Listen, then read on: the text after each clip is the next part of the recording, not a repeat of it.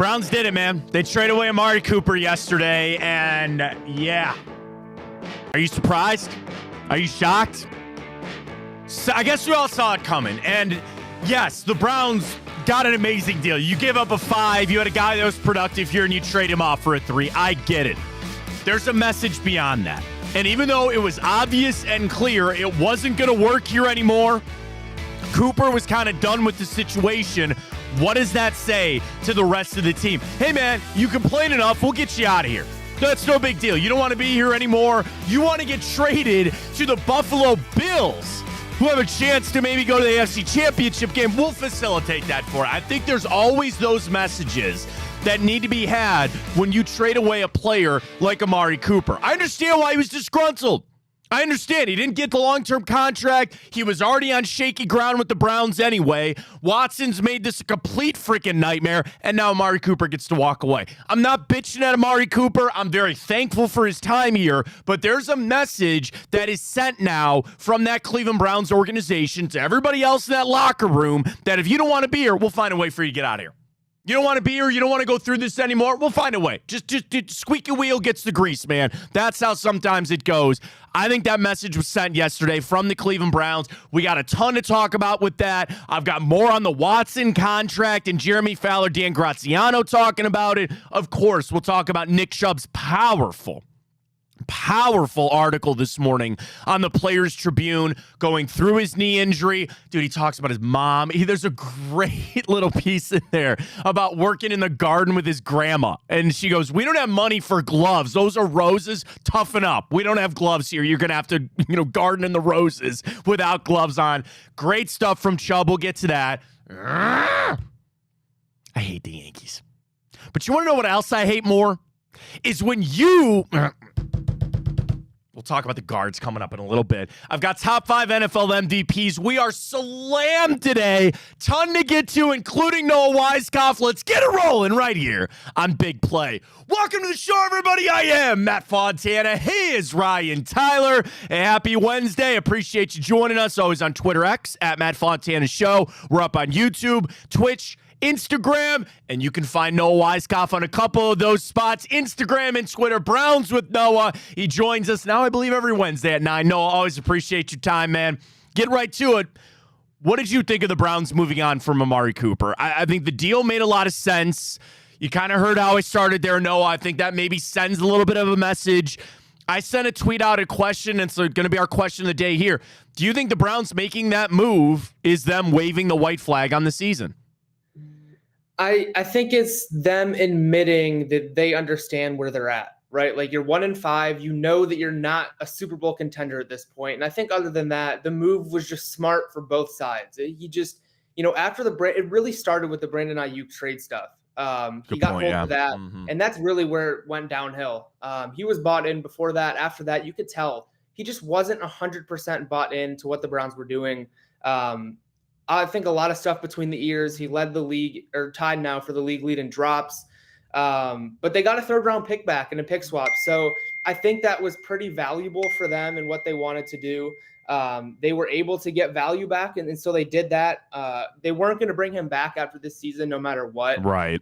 It didn't make any sense. So if you could get a 3rd-round pick for an expiring contract in a season where you're not going to be competing, I don't understand why they wouldn't, and they went and pulled the trigger.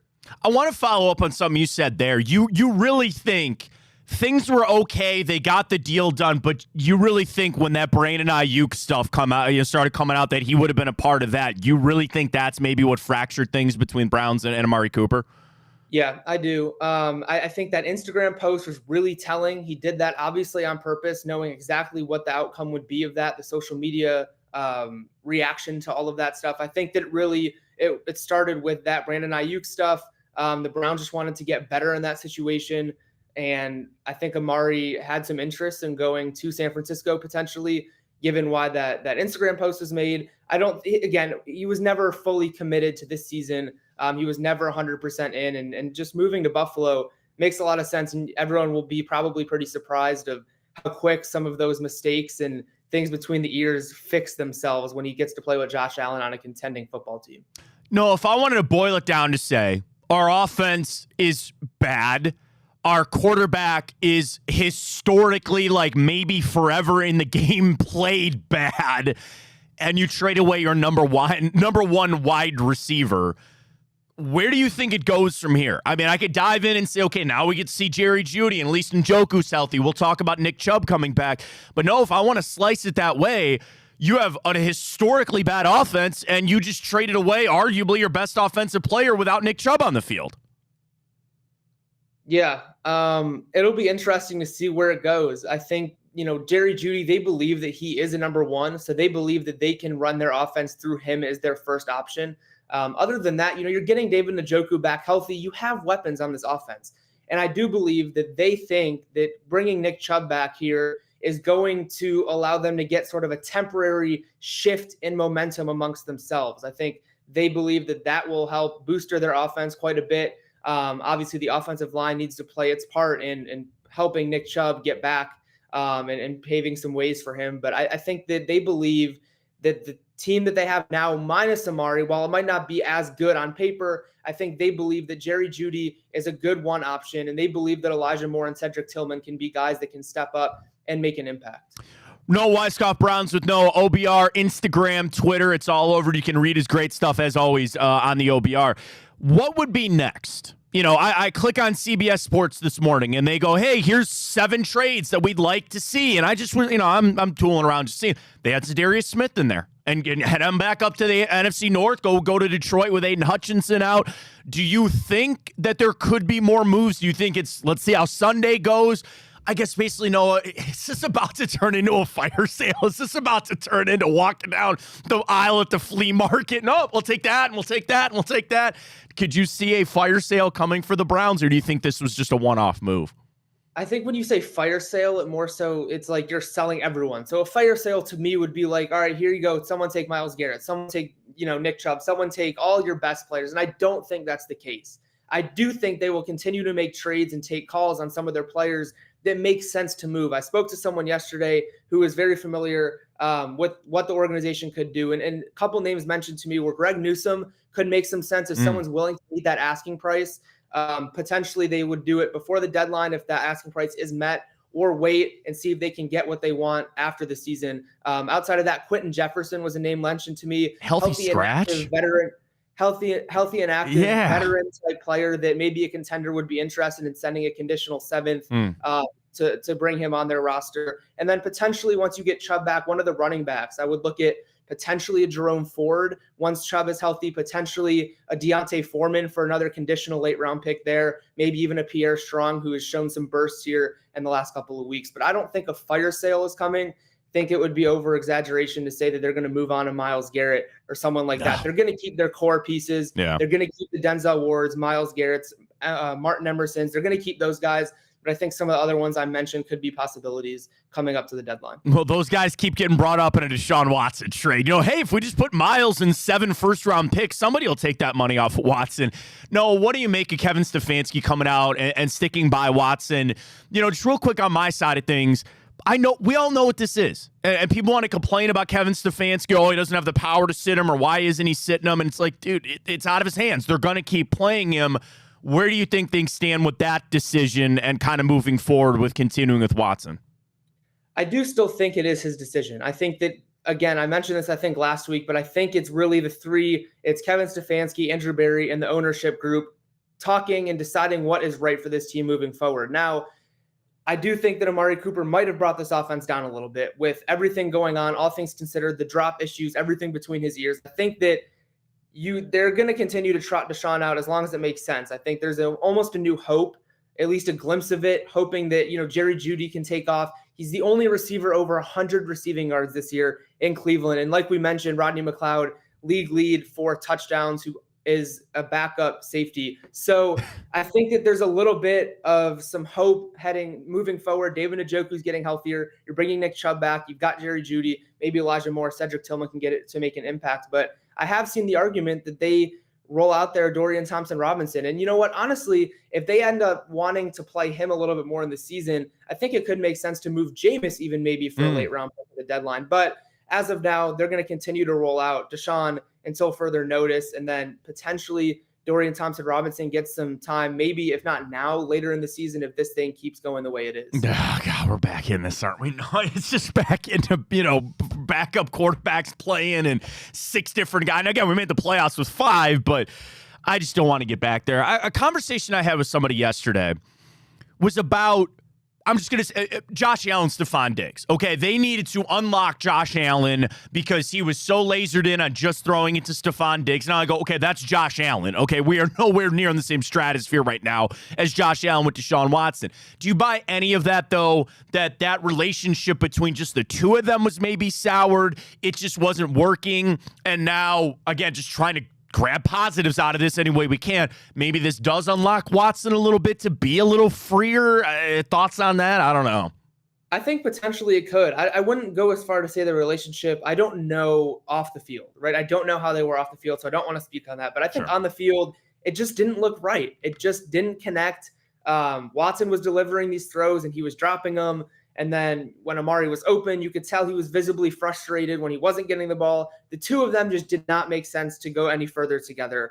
It wasn't working. And so now Jerry Jeudy's here for the long haul. Amari Cooper probably would have loved to have a huge numerical season to get a big contract at the age of 30 years old after this year. Now, you have Jerry Jeudy who's locked up here for 3-4 years to come. You have guys who are younger that haven't made any impact. So some small impact could be big for them and their confidence. So I think that you definitely could see this offense unlocked a little bit in terms of not having to focus in on one person. But again, Amari Cooper was your number one. He was your best receiver. He's the second receiver to go back-to-back 1,000 yards since Josh Gordon in Cleveland Browns history. Only been the two of them.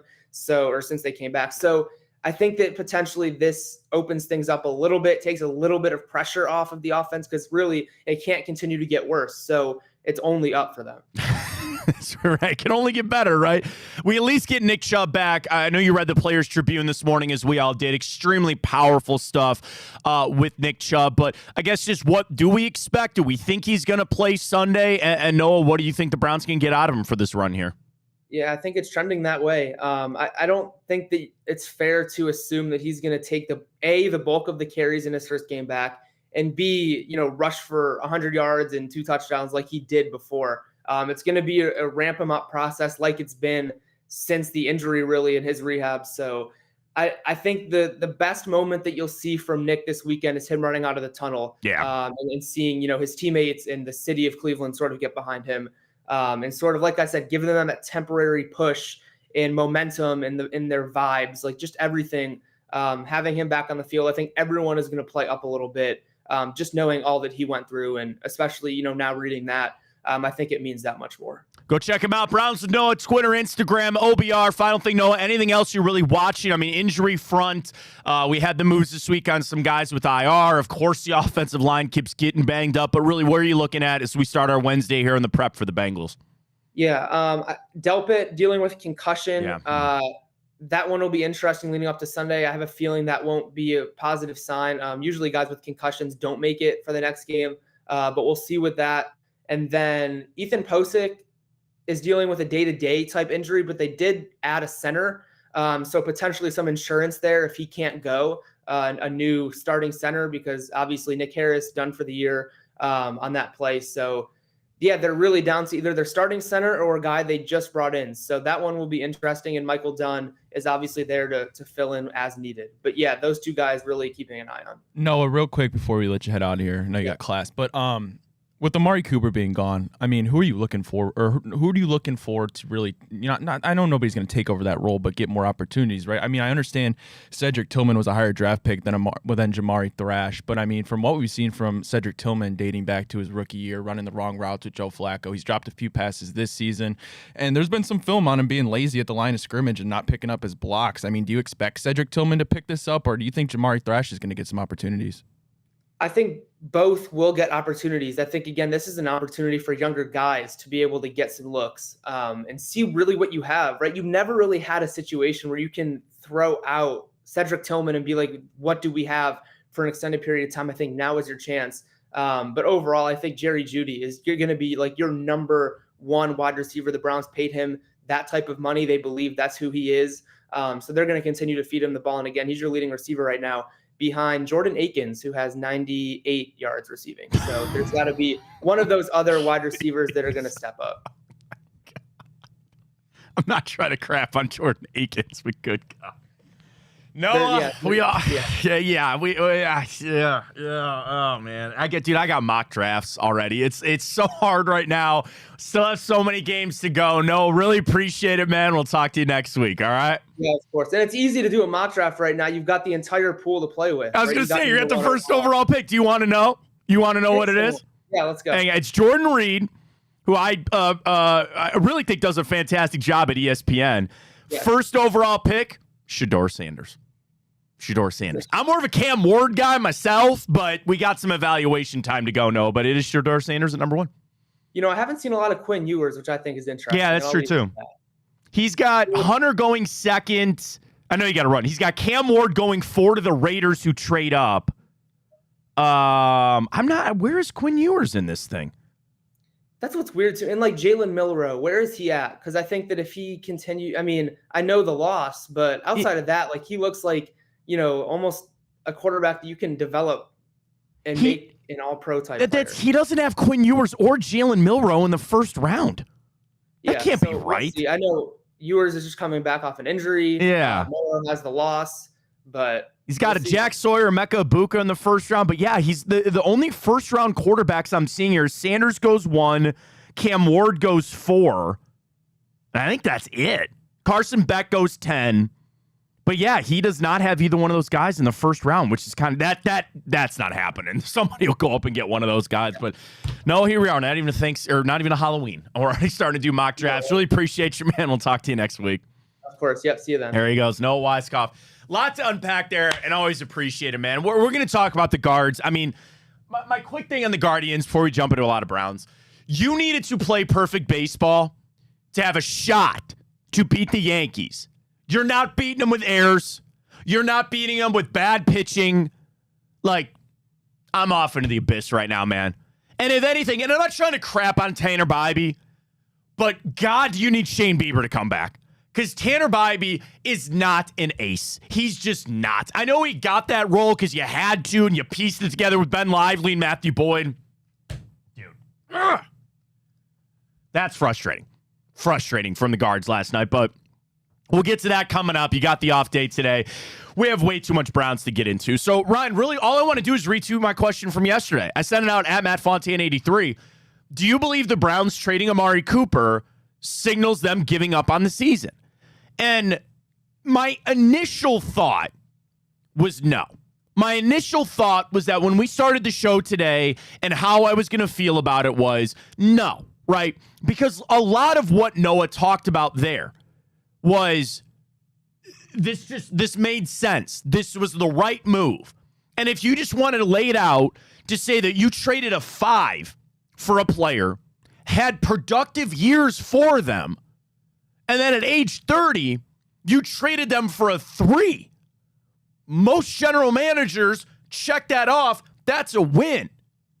But when I take it a step further, and kind of how I started the show to say, that message is now sent to that locker room to say, if you want out, you can get out. Now, what is the most ironic thing about that statement? The one thing that we all want to get out of, and the one thing and the one player that probably does want to get out here the worst you can. The one guy that would probably want to get out of here. The Deshaun Watson on the team that probably doesn't want to be here and he's done. You can't get rid of him, Matt. He's free to leave. No, he's not. He's free to leave. He can go wherever he lives in Cleveland, and he can just get the hell out of the locker room and he can sit his ass at home. If he wants to leave, if he wants to retire from football, he has all the power in the world. Nobody's stopping him. We'll get to Jeremy Fowler and Dan Graziano. They did a long discussion on their mailbag this morning about Deshaun Watson and his contract. But back to Cooper for a second. That is when this locker room, there's 2 ways this goes. You could galvanize the team, but then you got to make Amari Cooper out to be the bad guy. And you got to go, see, we're better without him, or he doesn't want to be here, get out. And I don't think that's going to fly in that locker room. Because if you sat down with the 50 guys in that locker room and they asked you, who would you rather have here, Deshaun Watson or Amari Cooper, I imagine the vast majority are going to say Amari Cooper, all right? And I also thought about this yesterday. Who's next on the chopping block? I get that this move made sense for the Browns, and they had to do the right thing for this franchise moving forward, and we're already back into asset acquisition, right? And you're already into piling draft picks here. I got a Zadarius Smith trade offer this morning, about 5th round conditional, to start getting some of this stuff back, because that's what you're going to have to arm yourself with for the next couple of drafts. I hate being here. But you look at it and you say, Deshaun Watson got Amari Cooper fired, right? That's not actually what happened. Amari is probably thanking the good Lord that he got on a plane and he's in Buffalo. My buddy texted me yesterday. He goes, Amari Cooper got a text from the Browns, and they go, what do you want us to do with your stuff? And he just goes, burn it. Throw it in the dumpster. I'm not coming back. Anything that's in there, I don't need it. That's it. I'm gone. So it's not quite to that level. But I think about it, this is your first. Well, I shouldn't say first. I take that back. It's not. This is now on a list of guys that aren't here because of Deshaun Watson. Joe Flacco is the first one, right? Now you've got Amari Cooper, and I fear what that list is going to grow to be of guys that aren't here anymore because of Deshaun Watson. It is clear that they traded Amari Cooper because Deshaun Watson is not playing well, and they were not on the same page. If I'm taking this the wrong way, sure, maybe, and I'll fully admit that. It was a smart business move. But Amari Cooper's not here because of Deshaun Watson. That's a fact. Yeah. That is the reason he is not playing football for the Cleveland Browns anymore. And when I watch this team, are we in the business? Are we that good that we can just give away good players anymore? No. Now, again, dude, they could go draft a Hall of Famer with that 3rd round pick, and I'll talk about the Brock Osweiler for Nick Chubb thing. Maybe we'll get there one day. But I sit here and I think they set a dangerous precedent with this locker room really in turmoil. A veteran guy that maybe was upset or didn't want to be here, and they needed to remove that, fine. How do you think those players woke up or got that news yesterday or walked into Berea today? Is this all right, rallying cry, we got to turn this around? Or like, dude, he got out of here, man. I wish I could go with him. Well, they didn't trade Amari Cooper because he's not working with Deshaun Watson. They traded Amari Cooper because you're not making the playoffs and he wasn't going to be here next year. Well, that's also fault because of Deshaun Watson. Well, no, 100%. It all falls back on Deshaun Watson. But let's not pretend this is a move to suit Deshaun Watson. The Browns know the season's over. They know they're not making the playoffs. Amari Cooper wasn't going to be here. It was a great trade. I'm glad they did it. They're starting to look actually smart and planning ahead for the future. But it's all because Deshaun Watson's horrible and he ruined going to the playoffs for his team. So that's the question this morning. Do you think trading Amari Cooper signals this team giving up on the season? Yes. Yeah, Ryan's very... 100%. And what are we at? Like 80-16 or 84-16 or something on Twitter? How could it not? Well, I'll play the other side for a second because I was going to vote no. And you could say this was a business move. On the business side of it, this was genius. This worked out really well. And it's one of those rare trades that I really think the 3 parties involved, the Browns, Amari Cooper, and Buffalo Bills, all kind of got what they wanted, right? To your point, Amari was not going to play here after this year. This year is not trending in the right way in any way, shape, or form. Amari needs to get numbers. He is now instantly the number 1 receiver for an MVP caliber quarterback, and Buffalo got another weapon for their push for the playoffs. It is one of those possibilities that is a win-win for everyone. Yeah, and a lot of times it's trade. What do you get? You know, everybody, draft grades are the funniest thing in the world. They draft somebody on draft and they go, give him an A. Draft grades are hilarious. Talk to me in 4 months when I see how it plays out. But on the surface right now, this seems like it worked out for everybody. That would be the no, they didn't give up. Right? But then what are they going to do? You know, Kevin Stefanski's going to get on his call today and talk about Cedric Tillman. He's going to talk about more passes for Elijah Moore and all that other kind of stuff. Beyond that, if the Browns were 3-3, they wouldn't have traded Amari Cooper.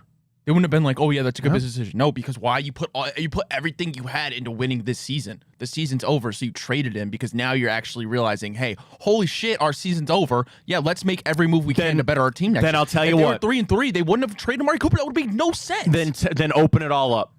Open it up for everybody. That's get Joel Bitonio the hell out of here. Then you're still. You want to do that? Go ahead. If you're not, you're still hanging on to everything. This ghost hope that Deshaun Watson's somehow going to take his head out of his ass and be a competent quarterback. It's not going to happen. It's never going to happen. how they handle it from here is going to be vital. And Sunday is going to tell you a lot. If they rally, and I know, I'm just saying, it might not seem that way, but we're going to find out Sunday, buddy. We're going to find out. It's not about you or me. It's all about them and how they want to handle this. And do they have a veteran enough locker room for guys to walk around there and go, we need to set this aside and we got to focus? Or again, is it going to be, I know 'tis the season, is it a bunch of zombies just walking through there going, here's another day? It's been that way the whole season. I've worked with Gerard for a long time. Gerard Cherry, 3-time Super Bowl champion. He goes, the one thing that you need to avoid is when guys start counting practices. And what he means is at the end of the season, I only got 6 more practices left. I only got 8 more practices left before I'm on my plane and I'm down in Cabo or I'm out there in Cancun. He goes, the last thing you need is guys starting to count how many practices they have left. This is a move that I wonder if that locker room's not going to start walking around going, I got this many practices left, man. How do you expect them to not do that when you won't make a change at the most biggest issue there is in Deshaun Watson? You can talk about the offensive line, you can talk about the drops, but you can't sit here and tell me, and I know you agree with this, the biggest issue is Deshaun Watson. Yes. Yeah. So how are you going to sit there and not make a change at that and expect people not to be like, well, if you're not going to do your job by making us in a better position, why the hell do you expect me to go put my body on the line when you're paying this dude this much money to be horrible? What's the word I'm looking for? It's not malpractice. It is malpractice. No, it is, but there's what's the word like you are not acting in the best interest of the team. You know what I'm saying? Like that is malpractice. That's kind of what it is. But you can sit there and you can say you are literally hamstringing us because ownership wants to play him. Because you got a stubborn old man worth $1 bajillion. Yes, it is. Like yes, it is. Okay, we're going to get to Fowler and Graziano. I tweeted this morning. It's getting some traction already from Jeremy Fowler. Kevin Stefanski, where Fowler says the Browns are resigned to their fate and they have no choice but to hope things turn around. Now, everybody is sitting there on Twitter telling me it's wrong. It's wrong. Wrong. I get it. Go ahead. How are you going to figure out anything? How are you going to figure out anything that you have for next season if you won't get a competent quarterback in there? Okay. I'm not talking about Jameis Winston coming in here and doing a Joe Flacco and turn this thing around. If you're gonna trade Amari Cooper to see what you have in guys like Cedric Tillman and Jamari Thrash, then put somebody who can throw them the damn football. I mean, it's ridiculous. The evaluation for next year to me means nothing. I'm sorry. And then, eventually, if you want to get looks at DTR, here's I'm why. not talking about DTR. I'm talking about Jerry Jeudy, Cedric Tillman, Jamari Thrash. Doesn't matter. Because I'll tell you this. Because next year, if this goes the path that we all think it's going to go, this is getting blown to hell. But you're not getting rid of Jerry Jeudy. You're not getting rid of Jamari Thrash. But okay, talk about Jamari Thrash aside and Cedric Tillman aside. They could cut those guys tomorrow. I don't think anybody would really complain about it. Jerry Jeudy is here. He's here. There's no point in trying to be like, well, let's evaluate what he has, because he's here. He's here. He's not going anywhere. At that point, you almost say just sit him down and try to avoid it. We can go out there and tear his ACL for all I know. Evaluation for the future does nothing for me. How can you think, but you can figure out, okay, is it... No, you can't. But you can get You're not going to figure anything out, Ryan. I'm sorry. And that's the frustrating thing. But you can get a better look at the absurd amount of issues on this team. At least you can get a decent, more better look at the issues if you have a competent quarterback. How can you say that's not true? Because it's going to be such a massive change that none of that is going to matter. There's a world that I hope doesn't happen, that Stefanski is fired, that Andrew Berry is fired, and all of your evaluation is worth nothing. Let's say they stay. Let's even say Stefanski stays. All right, evaluation of his offense. Well, I'll go back to what they've done in the past. Ryan, there is going to be such a massive player overhaul that the Browns are going to have. Yes, it's a rebuild where I don't need to see any more reps of Wyatt Teller. Okay, you can maybe say DeJuan Jones or this. Wyatt Teller probably won't be here. Joe Bitonio probably won't be here. The vast majority of these guys are either going to be not here or so young that I really don't care. I'm sorry. I don't care about the evaluation of Cedric Tillman. I really don't care. How can you say that? I don't care. How can you say you don't care about the evaluation of him? Because we just drafted him last year. How can you not care about Jamari Thrash? He's going to be on the team next year. They're not solving our problems. But But you can get I understand there's not going to be some imaginary or some magic you throw in Jamari Thrash's offense is fixed. Well, you're going to have him waste away on the bench when the season already means nothing and get no better look at him? No, I mean, you want to throw them out there. The reps are meaningless. You want to know why? Because it all comes back to one thing. For this season, not for players them specifically. For this season, it's meaningless. Because it all comes back to what? They've got to go find a quarterback. But you can't do that right now. If they don't go find a quarterback, we're in the same freaking hell we are now. All right, then let's just set this season right now. It means absolutely nothing. Players go out there. We're going to tie one hand behind your back as a receiver. Running back's going to have one leg. This season's a joke. Let's not find out anything for our future. That's almost where we're at. That's almost where we're at. I actually will do this. I am putting more weight on the fact that hopefully the Browns turn it around. Stop. I know, you're laughing. I get it. That's what I'm saying. I'm still in that mindset. I cannot join you on we are just strictly in an evaluation period now. I cannot get there yet.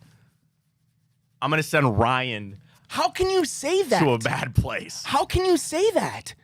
Because I don't think any of that would really actually matter. But even if the off chance it did, what are you going to do? Sit there and just not even try? Because your option here is, and I know the chances are slim and remote that you get back into this thing in any sense or imagination of how they can get back in the playoff. I understand that's probably over.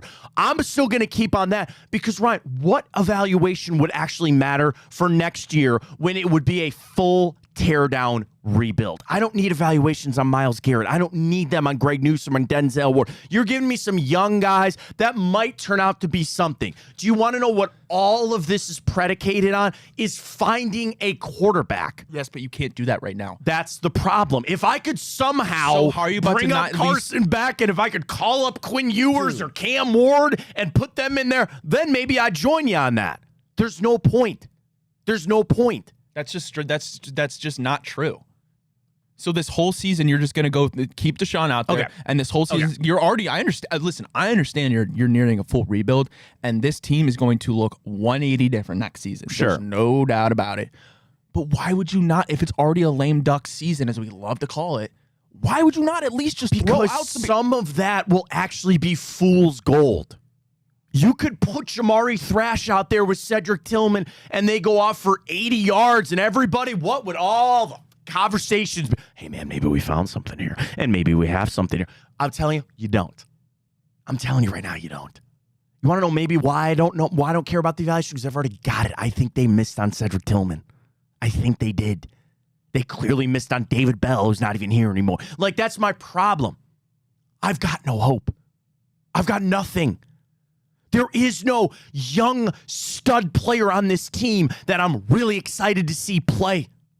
I don't think anybody was excited to go. And listen, before I say this, this is totally different circumstances. I know this. But nobody was excited to see Puka Nacua play football. That's a lot. You're right. I understand that's insane. But my point is you never know. And if the season's already cooked and fried, why not see at least something you got? I will tell you this. This is where I will meet you in the middle. Eventually, it will come to a useless time where that's all you have. But at that point, I'm just checking out. At that point, I'm done. Like clearly you want to play Dorian Thompson talking about the Browns turning the season around. And I love Dorian Thompson. That's what I'm saying. I'm not there yet. Right now, they ain't turning it around. You know that, and I know that. But that's the only path that I can be on right now. I cannot join you on just the evaluation path. I can't do that, okay? So you think Cooper has sent the Browns off into that? Yeah. You think the Browns that is where the Browns have been sent off to at this point? Let me think about this for a second. Okay. Our quarterback's horrible. Yes. We traded our best offensive player because Nick Chubb's not available. Yes or no? Is that not true? Yeah. So how are you going to sit here and say that's not what we got sent into? You're probably right. Because if you're going to sit here and sit here and tell me that they operated under the guise of, listen, we got to trade Amari Cooper, it's a great deal, and he's not working out with Deshaun. No, it's not because he wasn't working with Deshaun. Nobody's working with Deshaun. Sure. Justin Jefferson wouldn't work with Deshaun. Randy Moss wouldn't work with Jerry Rice wouldn't work with Deshaun Watson. I get it. And that's where I've actually had a little flip on my answer. Because I was trying to fight to this is just the right move to make. But in reality, you sent a giant message to that locker room saying, if you don't want to be here, we'll get you out. You don't want to be here. We'll get you out. And how many guys are showing up upset that they weren't on that same plane with Amari Cooper? Right? A lot. Probably right? Myles Garrett. Probably a lot. Probably a lot. I bet you Myles Garrett, could you imagine this? Myles Garrett probably wants to wake up in Detroit. I mean, again, it's like he's been through worse here. And, Jack had a tweet this morning because Myles is obviously the hot topic right now. And I love Evan on Sportsmanlike, but he brought it up. He goes, just trade away Myles Garrett. Trade away Myles. They ain't trading Myles Garrett. I know he deserves better. Sorry to him and Joel Bitonio and Njoku and Denzel and Nick Chubb. Sorry, man. This is what you got. And now we're getting trolled by a Yankees fan. This day can't get any worse. It's pretty bad. Why would they say? Came here for the Guardians' tears. My Yankees are up 2-0. Tell the Naylor bros to put fries in the bag. Do not get me started on Josh Naylor. Don't do it. Congrats. How about those Cowboys? How about those Cowboys you're fans of? How about those Lakers you're fans of? Front runner. Don't get me started on Josh Naylor. That's not a conversation for another night. No, I mean, Myles, he's going to get paid this offseason to become the highest paid player in NFL or defensive NFL history. But then the problem is when again you pay him, you're not going to be able to pay anybody else because watch it.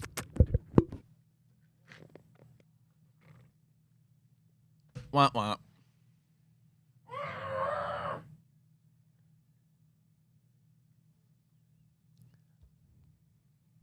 Dan Graziano, Jeremy Fowler, Deshaun Watson's contract. Here we go. Now, they spent a good little chunk of time talking about one Deshaun Watson here in their mailbag this morning.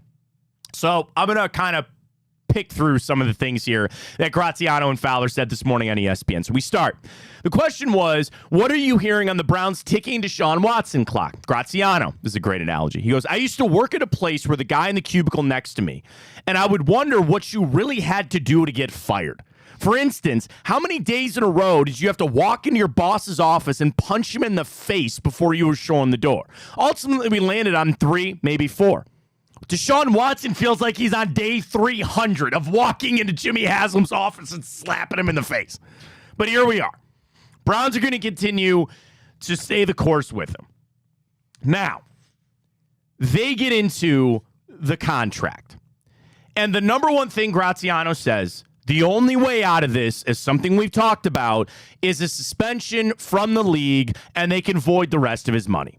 That sounds like it's not going to happen because with the settlement, with the most recent lawsuit, I'm sure there was a confidentiality agreement in there that she cannot talk to the NFL, that the NFL cannot get that money, and I'm just assuming that's what's going to happen here. Like, I'm assuming that's it. So the number one thing that could get you out of this ain't going to happen. Now, here's Jeremy Fowler. There's no strategy and no maneuvering that can make this more palatable if he continues to struggle. He goes, I'm baffled by his play. This is Jeremy Fowler, not me. But he says, I hold a sliver of hope that at one time, top 5 quarterback can regain some confidence. It's the dumbest thing I've ever heard. That's him. That's not me. And he talks about the second half on Sunday, Nick Chubb returning. Okay, fine. Second half. I know. If I hear that one more time. Jeremy Fowler. All of that seems galaxies away right now. And my sense through all of this is the Browns are resigned to their fate and have no choice but to ride this out and hope things turn. Now, I sent that out this morning. I aggregated Jeremy, and I'm sorry for that. And everybody's saying that's not true. You always have a choice. You always have a choice in this thing. And they're not going to bench him. Graziano, there is a sunk cost at this point from a cash perspective. And the Haslams can handle the cash and the money. They restructured the deal. At this point, cutting him is prohibitive. Cutting him after this season, even with post-June 1, would result in a dead cap of almost $173 million. I don't care. You split that over 2 seasons, and that is still the highest dead cap money hit ever. If you cut him after next season, that's a dead cap hit of $100 million. Then just tell him to stay home. Sure. Like, it's getting ridiculous. You might have to do that. He's ruining every corner in Berea. I know. I get it. Then they bring up the trade, which is not happening. There's no world that any of that happens. And they say, for any scenario of trading him away, they brought up that it would take 2 full drafts. Could you imagine going to a team and saying, you get all of our picks for 2 years? Do it. To take on Deshaun Watson's contract. What are you going to do? Do it. You might have to. I don't know. Jesus Christ. I don't know. Jeremy Fowler, those numbers are dreadful and not the least bit manageable. They have 7 players facing a cap hit between $19 and $25 million next year. Now, again, those deals can be reworked. You're going to ask the Haslams to keep burning cash on this stuff and restructuring there. But that's all we got. That's all we got. So they run through it, as we all know. There's no groundbreaking article, part of this article. We know there's no way out of it. But it's just Fowler's point there where he says they're resigned to their fate and they're just going to have to ride out. Now, again, to your point, you eventually might get to an unprecedented thing. An unprecedented part of this, of you just pay him and you tell him we're not going to play anymore. And if it's you don't even come to the facility, if it's you're just resigned to the third quarterback thing. Now, there was one other. Okay, hang on. Here it is. This is part from Graziano. I missed this. I want to bring this up. The worst part, potentially, of this whole thing, Watson has no obvious incentive to get any better. If you know that you're going to make $2.5 million a week,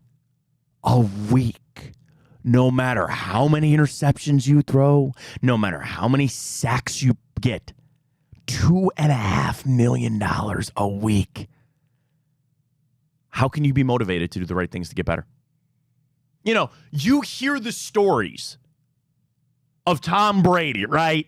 And he's up at 5 a.m. and he's in there grinding film because there was just something innate in him that's what he wanted. You have got to bring Tom Brady up in the morning update. What the is that? Did you see the list of things that he cannot do now as a minority owner of the Raiders? I can't even think about other things to do with football. I know. We'll get to that in a second. Good morning update coming up. But anyway, you hear the stories about those guys. I had somebody tell me this early in my career. It was a really interesting conversation I had. And I sat down with a higher up. They go, what motivates you? And he goes, money is an okay answer. And he goes, people are usually motivated by money, fame, prestigiousness. If you want to be an award winner, you want to be viewed as the greatest ever. What's your motivation? Right? I asked that question to Deshaun Watson right now. Massage. What is your motivation? What is your motivation? What now that you are paid, and I have a saying that I've carried with me for a long time in my life, and it's done me all right. The work starts now. Every little thing that I've ever done. Hey, man, that's great. You got this thing. You're doing the whatever. The work starts now. Every little bit. Hey, we made it to this point. That's great. I'm happy about that. The work starts now. What's Deshaun Watson motivated by? What is it? You got all this money. And I'll tell you what, I will accept the motivation of just not being the worst ever. If you just want the motivation that you don't want your name, first off, synonymous with what he did, but then also the fact that you will go down as the worst trade and signing in NFL history, how about just that be your motivation? Or do you sit there and say, doesn't even matter because there's no change in it, right? What is the again? I thought that was so great from Dan Graziano. There is no obvious incentive for Deshaun Watson to get any better, other than just trying to not go down in the history books as one of the worst ever. That's not good motivation. That's not it. Save the franchise, do this right. $2.5 million is what he gets every single week, no matter what. Yep. No matter what happens. Yep, it's a lot of massages. Sobering. Very sobering. That's exactly what it is. That's exactly where we're at, Sean Watson. I got over to Jordan Reeds. I mentioned it with Noah, Shedeur Sanders. I mean, okay, fine. At this point, we have the first overall pick. Yeah. If the draft was tomorrow. Yeah, Matt, I do. We'll get into... All right. Yeah, Matt, I do. I'm sorry. Can we move off of that for a second? Would you feel better if I ran through the top 5 MVP candidates and we order them? I'd feel better if Deshaun Watson left Cleveland and never came back. He might. I don't know. I really don't. Exile him like it's the old days. Trades around the league. Cody Benjamin, Zadarius Smith to the Lions, conditional 5th. Would you do that? Yeah, he hasn't done jack squat. And I said when they re-signed him that same deal, I didn't like it. That revolving door has never worked. They've not found anybody to run with Myles Garrett. You know, there's Budda Baker in here. There's Jonathan Jones. There's Von Miller. There's Adam Thielen to the Steelers. DeAndre Hopkins, Kansas City Chiefs would be interesting, though. That'd be an interesting one there. Of course, Devontae Adams to the Jets. They had Dameon Pierce, whatever. They got Cam Akers back up there in Minnesota. And they bring up Zadarius Smith to the Lions at 1-5. I'm sorry. Cody Benjamin writes, at 1-5, the Browns have every reason to be sellers. Hutchinson is out. He's already in the NFC North for Zadarius Smith. He is 32, but go up there for a 5th-round pick. That's kind of my, to go back to the Amari Cooper trade here for a little bit. It's over. Whether or not they're waving the white flag. But now I ask yourself, what is next? You have now opened this door. And clock is ticking. You only got a couple of weeks on this. Are you now opening that door? For who? Let's just run through the list. Oh, there's I can count on one hand the players that aren't tradable. That's everybody else is over. That's it. So Denzel, Myles Garrett, Nick Chubb, Jeremiah Owusu-Koramoah, and I don't want to trade Grant Delpit. Sure. I don't want to put Delpit on there. Throw him in there. Jerry Judy's not. He's not going to get traded. Well, yeah. Untradeable versus they're not going to. Maybe are different things, They're but that's definitely it. different things. Everybody else is good. Everybody else will listen. Everybody else will listen. Right. It's 100% right. It's the next step of where the Browns are going to take this. And then I'll tell you, if this starts coming out more and more, hey, man, they are talking or they're doing this, then the season's done. And people might say it already is. I understand. You're frustrated. I'm frustrated too. We all are. And you might sit there and say you might as well just have the fire sale. But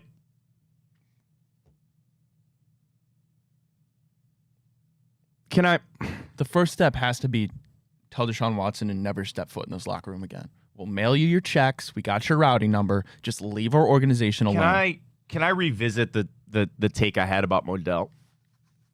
Yeah, dude, it's your show. It's our show, Ryan. It's our show. So I had the take that this is worse than when Modell took the team away. And people told me I was an idiot, and some people agree with me. You know what else I thought about in my car drive this morning? I do a lot of thinking in my car on the way to the show. It's nice and relaxing. That when the Browns left, that galvanized a fan base. We sold out 455 for those Indians, right? New stadium, good team, I get all of it. And when the Browns came back, this franchise, everybody bought jerseys and did everything, right? Another reason that this is worse is you're losing the fan base. There are people that hung up their Browns fandom and said, I'm done, when they traded for Deshaun Watson. And I thought it was a little like, the kneeling thing. Whenever I'm not watching football anymore, and I go, you're a liar, but that's okay, fine. And there were people that hated it when they traded for him to begin with. This is the kind of stuff that people go, I am not going to watch anymore. And here we are already entering week 7. And there are people that don't want to turn the TV on at 1 o'clock. They'd rather go find something else to do. That's losing the fan base. That's another reason why this could be worse. And I'm not saying that people won't come back. And I'm not saying that after this season that we'll still be, motivated and come on back and all that kind of stuff. But I have a sinking feeling. Like, why can't we just be good? It's all I've ever asked. Like, that's why. And oh my God. It's karma. Why is Buffalo good? Why is Baltimore so good? Why is Kansas City? Why can't we just get there? It's karma. Well, the Watson thing aside, I had 20 years prior. Sure. And we were all I want to be is good. All I want to be is good. Wait a second. Yes. 20 years prior, we finally turned it on and we were on the right track, were we not? Yeah. Then you gave an alleged sexual predator $230 million. Yeah, well. Gee whiz. Nope. Had to throw in the word alleged because I don't want to get in trouble. No, you're not wrong on that. You know, the thing is, when the Browns made that move, they all sat in that room and they go, ha, ha, ha, ha, look what we just did. And I will tell you, at that time, I think a lot of people were maybe excited about it. I didn't like about all the allegations. I really didn't. But you know, when the Browns made that move, they in no way ever envisioned it going in this way. They really didn't. They didn't. And here we are. All right, some positivity this morning is Nick Chubb's Player Tribune article. And I sent it out. I know a lot of people have seen it this morning. It's been retweeted a lot. It's well worth a read. And it's just a lot of sobering things about, you know, he goes back to when he was laying on that field in Georgia when he got hurt. And then when he's over there, and one of the lines he got me goes, when you had Steelers players standing over me, and I go, oh no. You know, did this really happen again? And why did this happen again? He talks about his grandmother. He talks about his mom. And all of this is just, I don't want to see Nick Chubb play anywhere else. I've said that many a times on this show. Articles like this further that. When he talks about the uplifting of Cleveland, that has helped uplift him. And he goes, yeah, you know, I read some of that stuff where people are like, oh, cut Nick Chubb or move on from Nick Chubb. You never heard that from us here. Never once heard that from us here. And all it does is further my belief and further my hope that Nick Chubb never plays football for anybody else other than Cleveland Browns ever again. You know, I don't know if he's quite on a Hall of Fame track anymore. He'll go in that Ring of Honor no matter what. And I just want him to be a lifelong Cleveland Brown. Sometimes it is detriment. You know, maybe it'd be nice if Nick Chubb got to go play football somewhere else and go play in playoffs and things like that. But reading all of that and the behind the scenes on Chubb, talking about his grandma and how strict she was. And they grew up and they were gardening. And he needed gloves to deal with the roses. Here he goes. He goes, you ever get cut up by a rose bush? It's not funny.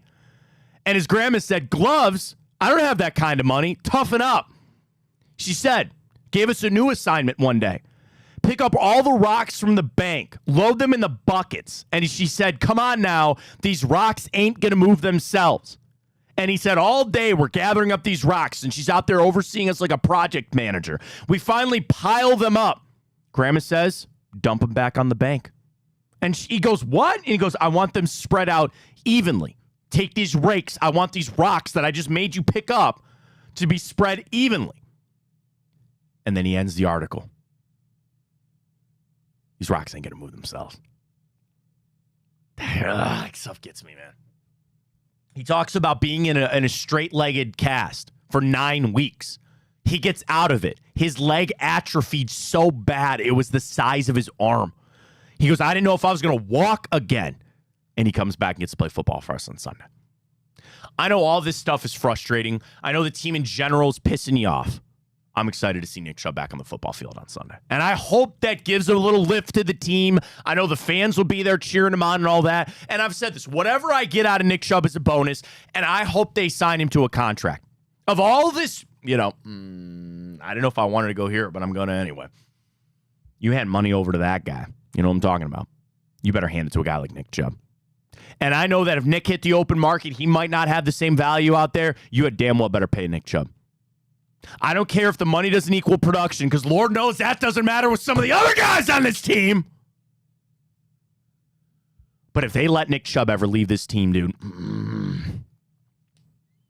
you pay him, you give him a contract extension. I don't give a damn if he rushes for 2 yards all season.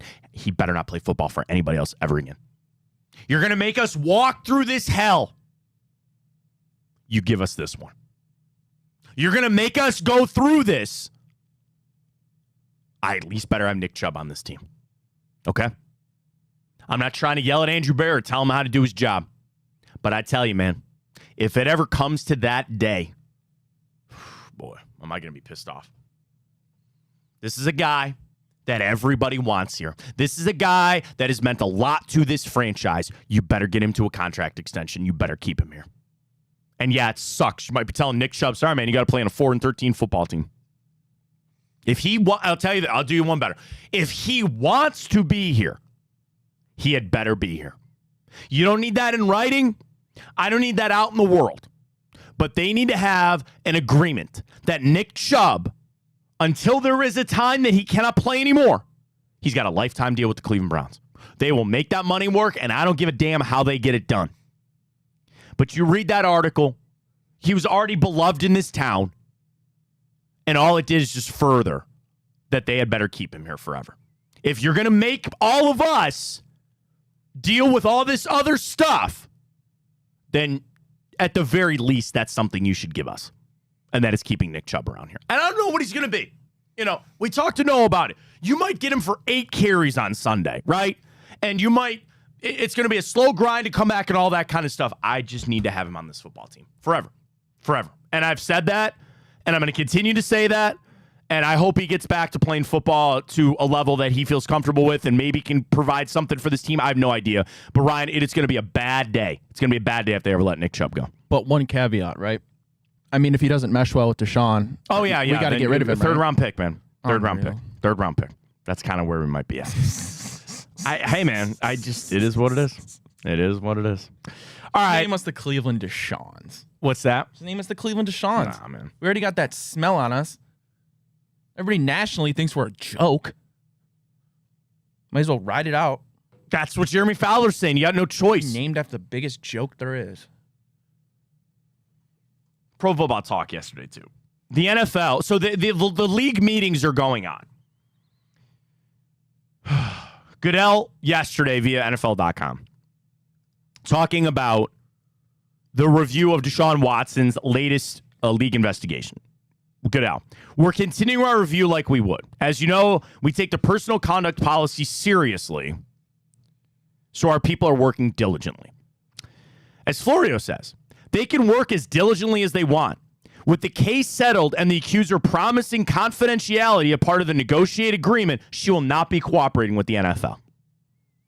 Because if she does, she'd be forfeiting some of that money. Oh, my God. Our quarterback just settled a rape. Our quarterback just settled a rape case, Matt. Allegedly. No, I'm not saying. All I'm saying is he settled a rape case. Yeah, that's a fact. Yeah.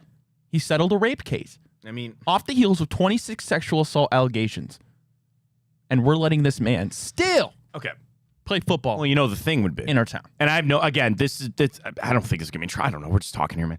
The thing would be is if the Browns and the NFL went to her and said, we'll double your money. Whatever he paid you, we will give you triple that amount. Dude, the Browns could give her $20 million and it would save them $150 million. Dude. If she cooperated. Oh, my God.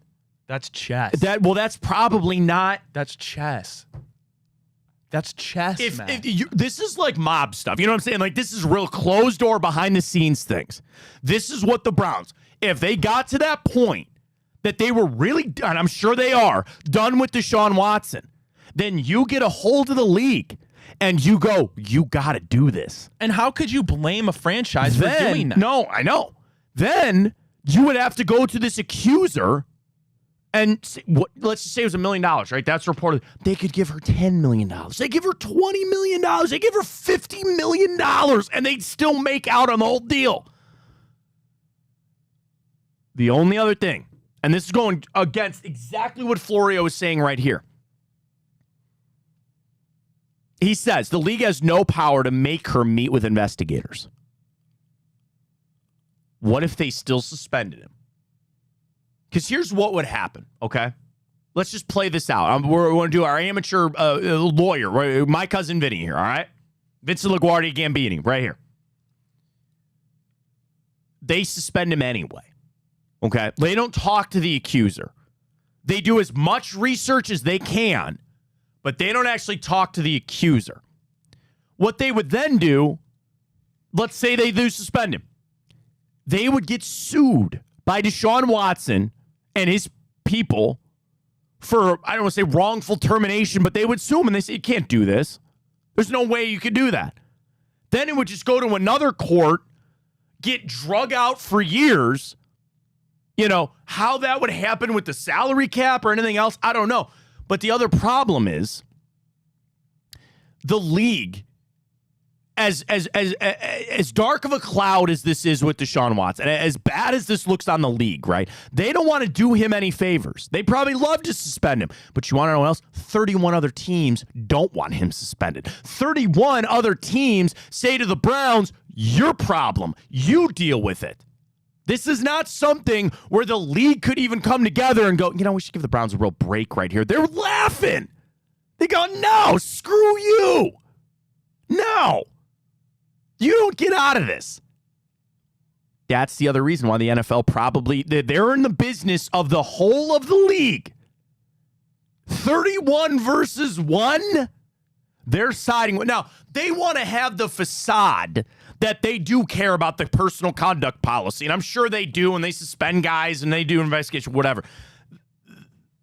What's their motivation other than saving face? Oh, we investigated. She didn't want to talk to us. There's nothing else we can do. Sorry. At this point, that's all you got.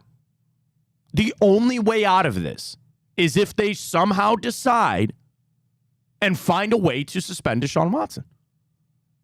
I'll wait for the pig to fly by the window, Ryan. Ain't gonna happen. It ain't gonna happen. So he's on the books. He's gonna have to play for now. And eventually, and I will give you your credit and your flowers when that happens, I could totally see it that they just eventually say, just go away. You're gonna get paid. We can't cut you, so you'll be here. But eventually there will be a breaking point. And I do think the drop dead spot for that is when you get the first overall pick in the draft. If it goes that bad, which again, we have it today, if you clinch that first overall pick, then it's over for sure. Because you're drafting a quarterback and you're probably going to start that guy next year. And you're just going to tell Deshaun Watson, don't even bother, right? But I don't think anything concrete is going to happen until then. Maybe I'm wrong. I hope I'm wrong. Ryan looks like he's going to throw up over there. You all right? I guess. I know. It sucks, man. It sucks. Guardians getting smoked. What else to tell you? It's bad. Not fun. That's it. That's it. So many people are just not having the Jeremy Fowler tweet this morning. Resign to their fate. Nope. You got a choice, man. You always have a choice. I get it.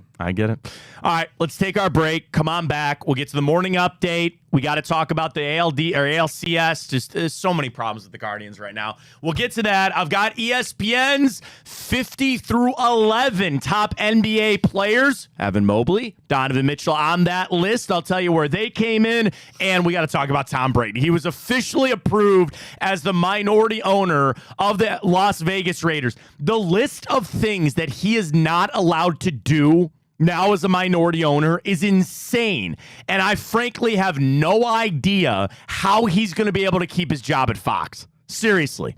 He might have to give this up. We'll go through the restrictions on all that. We got the grid. We'll get to time up. We got it all for you. Hour 2 upon us. Stay with us. Fontana Show right here on Big Play. I'm Garage Beer, and this is Bobby Carpenter. Garage Beer. Beer flavored beer. Beef with an F? Okay, my bad. It's crisp and cool and doesn't taste like ass. I'm Bobby Carpenter. I drink in garages because my wife says I don't belong inside. If you like a cold breeze on your bag, drink Garage Beer. It's American and so can you. Garage Beer. Beer flavored beer. Well, how do they know I'm doing this? Did somebody leak this out? It's social media. Oh. That's the way social media works now. I thought maybe you were just running that yap.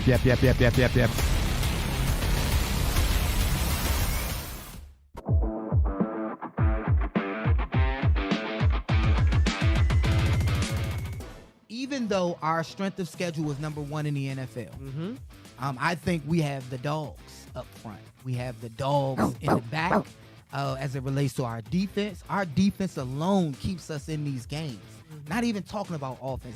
Let's just say Deshaun Watson isn't there. We got dogs on the defensive side that's mirroring the potential of the Ravens from 2001 or 2000 Ravens with Jamal Lewis and the boys and Ray Lewis and those guys. Right. They won.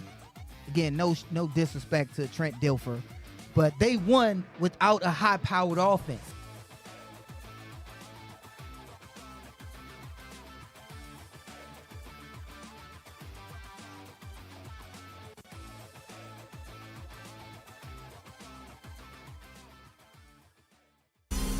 I don't buy into this nonsense, this conspiracy nonsense that he's got his money and he's dogging it. That's ridiculous. They're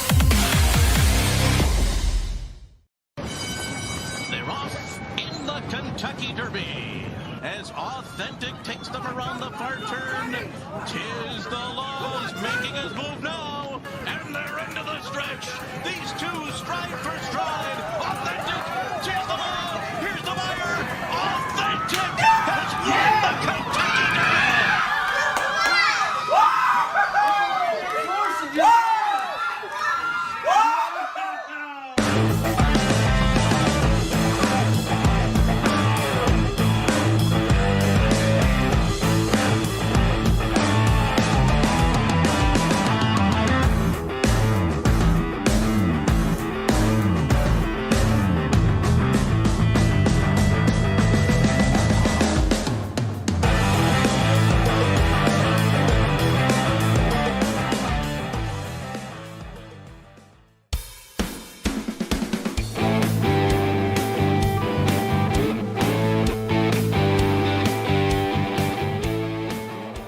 All right, welcome back to a little Wednesday edition. People love you're all fired up today, Ryan. I don't know if you're fired up or just extremely sad. Sometimes those lines can get blurred. I know you're pissed off. I know. We're all pissed off at this point. Guardians get smoked. We'll get to that. Plenty coming up. Fontana Show right here. Big play. Welcome back. You can always tweet us at Matt Fontana Show. How'd the phone things go? Did you work on it? I know you're busy. I know, dude. You're so busy. I know. We were at the truck park last night. Did you get some Boston chicken beer, man? Dude, it didn't get there till because it rained. Oh, yeah, that sucks. But it's still very delicious. So we'll be back at the truck park tomorrow. Will we not? We'll be there. We'll see you there. All right. Follow us on Twitter X at Matt Fontana Show. We're up on Instagram, Twitch, and of course you can subscribe to our YouTube channel as well. Ryan's got the stories. Morning update. Take it away. All right, well, a special but very somber moment last night in Columbus as the Blue Jackets paid tribute to their star, Johnny Hockey Gaudreau, and his late brother, Matthew. Before the puck dropped, the team stood still as 13 seconds. Of course, Johnny's number ran off the clock as his left wing position remained vacant, Matt. We're not that far removed from when that happened. No, it's something that will never really go away. No, and dude... Here I am bitching about Deshaun Watson. I know, and I'm going to try to not cry over this, but like that video of his family walking out with those kids, every time, man. Every time. And like, I think about it, I'm just a fan of the team. You know what I mean? Like, like his parents crying, and I think about those kids, man. And, the franchise... So, like, one of the guys that they talk a lot about with is Sean Monahan. Sean Monahan's a pretty good player. He came to Columbus because he wanted to play with his friend. He wanted to come to Columbus to play with Johnny. And, his teammates and just the whole organization, they're wearing the patches. It's not something that'll probably ever go away. And it shouldn't. I'm not saying it should, but it's just... man, it's so hard. That was our first home game last night. It was a back and forth affair. Cole Sillinger, short-handed goal last night. Yeah, I'm a Blue Jackets fan. I root for him as always. It's going to be a tough year anyway, and they fell to the Panthers. But, yeah, it's just going to be one of those things, man. It's every time it brings up, if it doesn't hit you somewhere, then I don't know if you're breathing. It's just those kids, man. I just feel so bad for his family. I really do. And, again, here I am, just someone I never met Johnny. I was just a fan of the team. Can you imagine how his friends, family, teammates feel? So... again, I thought it was fitting tribute. They did a 13-second runoff. They literally slid the puck over to where he would be at. And I want to say this too. Appreciate the Panthers. They were wearing Gaudreau jerseys. They started skating around and all that kind of stuff. So they were certainly involved. The entire NHL community has been as well. So certainly continuing to think of his family today. All right, will ESPN release an updated look at the college football playoff this season as we're about halfway through the regular season? So they have 12? They have their 12. They do. Can I give you the 12? Yes. Let me pull it up real quick because I only had Ohio State's. But and I don't want to do ordering, but I'm just going to give you who I think their 12 is going to be. Do you think you got them all? So you can just check them off? Yeah. Where did it go?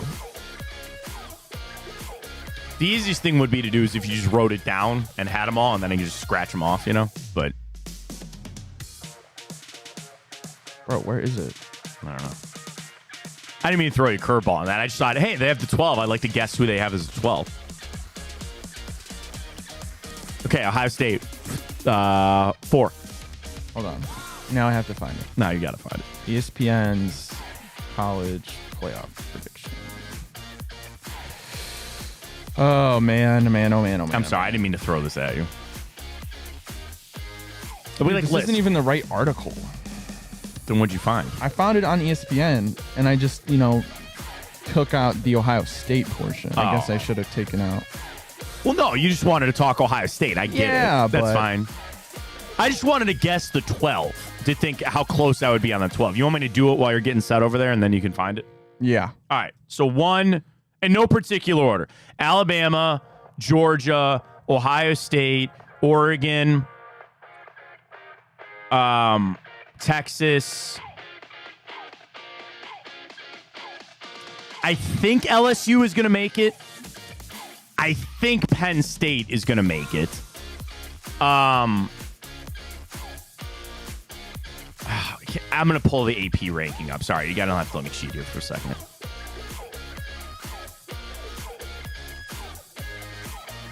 Oh, Miami's going to have to make it. So I guess it would have been futile of me trying to guess. Miami would make it. I don't know, is Iowa State going to make? Okay, so here's the top 12 in the AP.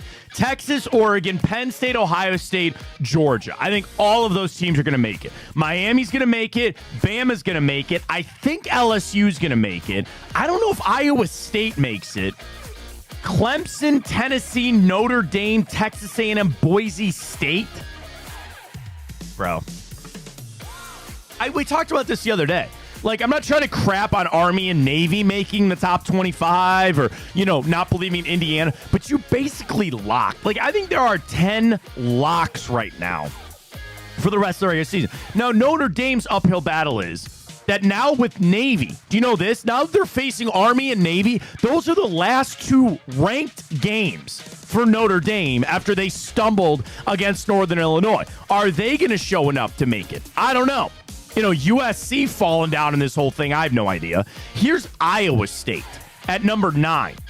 Their only ranked game the rest of the year is Kansas State, who's only 17. Utah is not in the top 25 anymore, so they better run the table and then, hopefully win the conference there. But again, the Big 12, that's right. They don't have to play Texas anymore, right? Yeah.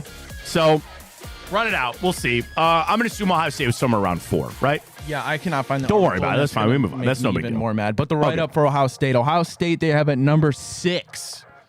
They have them facing LSU Tigers at number 11 in the first round. The winner would go on to play number 3 Miami, explaining the seeding. LSU was one of the first 4 out last week, but earned a promotion after its win against Ole Miss, the Tigers' first statement win of the season. Ohio State was the committee's number 4 team in the country and the 3rd best Big Ten team behind Oregon and Penn State. Ohio State obviously will host Penn State November 2nd. We will beat Penn State. I think so, too. We will beat Penn State. Now, what you're hoping... Well, I mean, you're going to have Ohio State, Oregon in the Big Ten championship game. And even if Ohio State loses, I still think they're going to make it. Now, what the committee, which we got to remember as they do the seeding, they don't want Ohio State, Oregon in the first or second round. So that is going to have to play in. Where these rankings, you'd like to sit there and go, Alabama's the best team, they're number 1, or Texas is the best team at number 1. They are going to avoid these guys like the plague. So if you just played it out right now, your first 4 seeds, I'm just going off the AP, Texas, Oregon, Penn State, Ohio State. Your 5-12, Georgia, Notre Dame. I think they're fine with that. Your 6-11 is Miami and Tennessee. I think they're fine with that. Alabama, Clemson, and then LSU, Iowa State. They would love all of that. Do you know what they will not do? Is if somehow Alabama jumped up or Alabama fell down or Tennessee. They don't want Alabama, Tennessee in the first round. They're going to do everything in their power to avoid conference matchups in the first and potentially second round. So that will factor in the whole thing. So I only care about Ohio State getting the bye. I really don't care what the seeding is. And let's call it for what it is. You really think Notre Dame, you really think Tennessee is going to do anything in the first round? Probably not. And even in the second round. You know, dude, I'll tell you this. Go place your bet. Save this clip. Your national champion is coming from Texas, Georgia, Ohio State, Oregon, or Alabama. That's it. That's it. And I don't think you'd get good return if you just placed a wager on each one of those 5. It's one of those 5. That's it. It is not Penn State. I do not think it's Miami. Alabama, Georgia, Ohio State, Oregon, Texas. That's it. That's it. Your national champion will come from one of those 5. Let me see the rest of the season. Maybe I'll whittle that list down a little bit. No Miami? I don't know. And I'm a big Cam Ward guy, but not Miami. Sure as hell not going to be Clemson. I really don't think it's LSU either, but we'll see how it goes. Alrighty, well, a trade that flew under the radar yesterday is obviously Devontae Adams goes to the Jets and Amari Cooper goes to the Bills. But the Minnesota Vikings have acquired Cam Akers for the second time in 12 months. They trade Houston a 2026 conditional draft choice. They say they're like, oh, it's not due to Aaron Jones' injury, but why would you think it's not? It's just he knows that offense. He knows Kevin O'Connell from his LA times. Teams like to do that. Don't forget about this in the NFL as well. Like, coaches just fall in love with guys, and they'll keep guys getting paid, and they'll keep that over. So fine little move there for Minnesota. But, dude, do they not have a freaking huge matchup this weekend? Are they not playing Detroit? Are they? Is that not the game this weekend for them? I know Chiefs and Niners is a big one. Chiefs and Niners is a big one. They flexed one of the games. They flexed. Is it Texans Packers? No, it was. Lions Vikings, I think, got flexed. They're 1 o'clock now for the majority. Chiefs 49ers at 4:25. Right? 2 Monday night games. 2 Monday night games again, too. Yes, somebody just got flexed. I think that was the one because they want to show that to the majority of the country. That's going to be an awesome game. I'm super excited for that. Can I talk about Tom Brady for a second? Oh, yeah, my bad. Yeah, no, you're good. You're good. So yesterday, the league unanimously approved Tom Brady as a minority owner of the Las Vegas Raiders. Now, you might know Tom Brady, 7-time champion. His deal with Fox, 10 years. $375 million. Here is the list of things from Seth Wickersham that Tom Brady is now denied. He is not allowed to do any of these things as now a part owner of the Raiders. Number 1, he cannot be in any other team's facility. He is then also not permitted to watch any other practices. So in the meetings, when they when Kevin Burkhardt and Tom Brady, what's the game they have this weekend?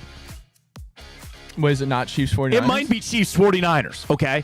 That game is in Kansas City. Normally, they show up, they go into the facility, they sit down and yuck it up with Patrick Mahomes. They sit down and yuck it up with Andy Reid. They go out and they watch the walkthrough practice. Tom Brady can't do any of that. Next, he is not permitted to attend any broadcast production meetings. Not just in person, but even virtually. Then, he is also prohibited from publicly criticizing game officials or other clubs. How is he supposed to broadcast a game and go, yeah, the 49ers really screwed that up? Hey, Kev, do this. You play Kevin Burkhardt. Or no, you're going to be Tom Brady. I'm Kevin Burkhardt. All right, big play in this game here, 49ers Chiefs, and we just got a defensive holding call. Tom, what do you think of that call? You're not allowed to say anything. He is subject to the NFL's gambling policy. Won't be pulling Shohei. And subject to the NFL's anti-tampering policy. See what that idiot Mark Davis said yesterday? He goes, yeah, we traded Devontae Adams. We had a 3 and Tom Brady, and Tom's here to help us find the next quarterback. That's anti-tampering. You can't talk about other teams' players. How is he going to keep his job at Fox? How is he going to keep... Dude, mark my words. And I do think part of this, have you been overwhelmed with Tom Brady as a broadcaster through 6 games? I know a lot of people haven't. And I know that you're opening to him being like, oh man, he'll grow and maybe he'll get a little bit better.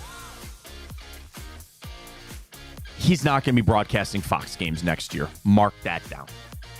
I don't think this is even a question. How do you walk away from $375 million?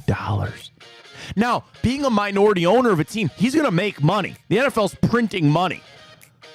How are you going to keep this job without doing any of the behind-the-scenes stuff? And I'm just going to call it for what it is. I don't think he's that good.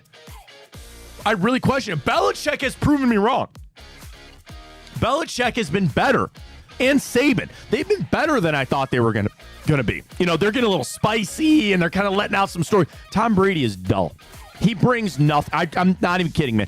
I don't think he brings anything to it other than the fact that he's Tom Brady.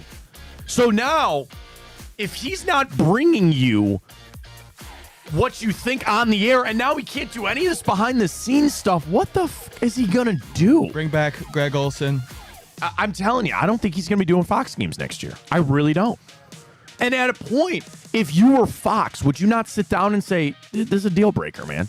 If you can't do these things, we can't do this anymore. You know what I'm saying? And I'm sure there's a clause to get out of that deal or something.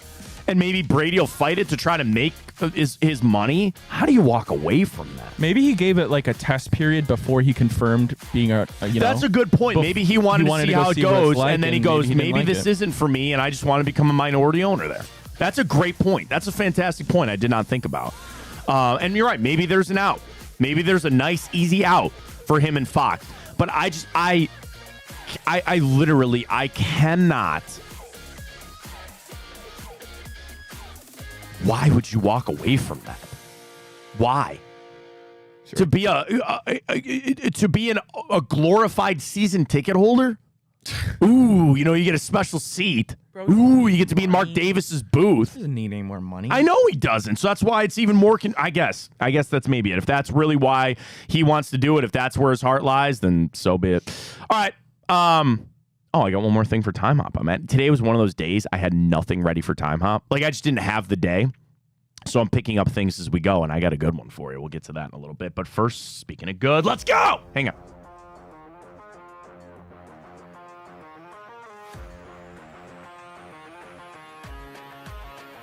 Are you tweeting? No, I'm typing that in Time Hop. This is a big one, so I didn't want to miss that on Time Hop for today. We'll get to that coming up. All right, go.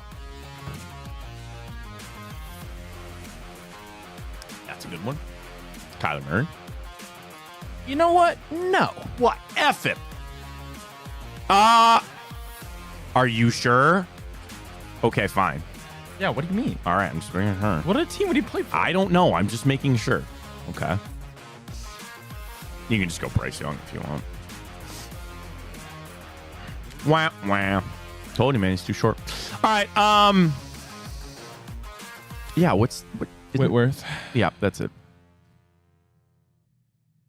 Good call. Palmer.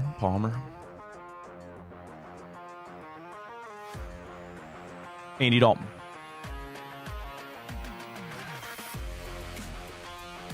All right. All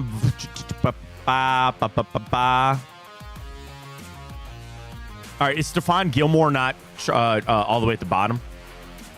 Panthers, Vikings? Yeah. Right?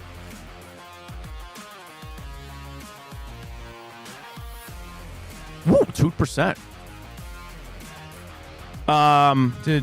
Why do I always think this? Did Patrick Peterson play for the Vikings? I think he did. Yeah, right? Rip it. It feels good. Yes. I feel, yeah. Are you sure? Pretty sure. Well, we've been down this road before. I know. Now I'm thinking he didn't. Now you're thinking of Adrian Peterson. Well, no. I think Adrian Peterson works there too, does he not? I think he does. I feel better about that. I feel better about Adrian Peterson, but I'm pretty sure Patrick Peterson works too. Yep, that's fine. All right, one to go. Nick Mullins? Do you play for the Rams? I think so. I don't know. There's got to be a better one. We got plenty of time. Xavier Rhodes. No, he's still in Minnesota. No, he's not. Oh, he's not.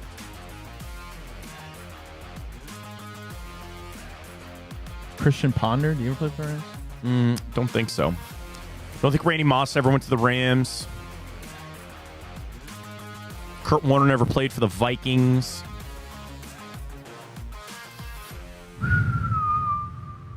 What about I don't want to dive into kickers yet, but he's got to be a quarterback. Case Keenum? Ted Bridgewater? I don't think so either.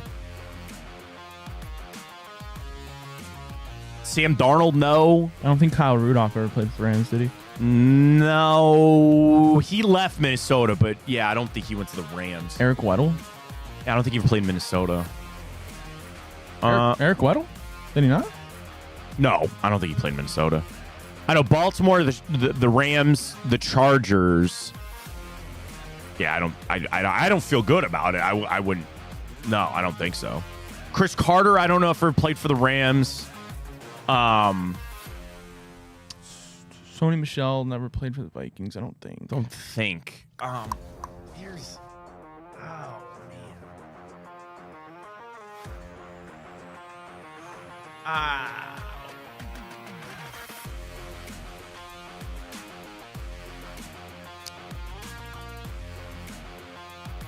Eric Kendricks?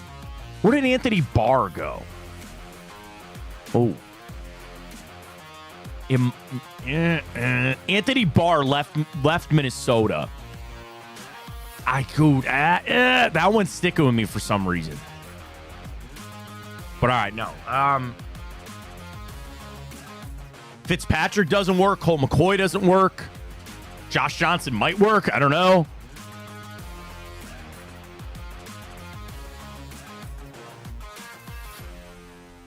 Yeah, man. Do we go kickers? I mean, Greg Joseph, but I don't know if he ever kicked for the Rams.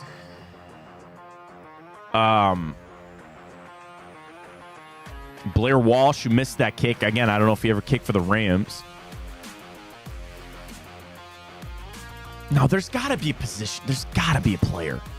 Brandon Cooks never played for the Vikings. Don't think so.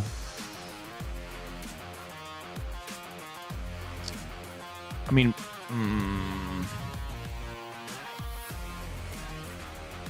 what about... Oh, crap. I don't know why I keep thinking I think I like Anthony Barr, but not again, and not like I don't know for sure that he played for the Rams.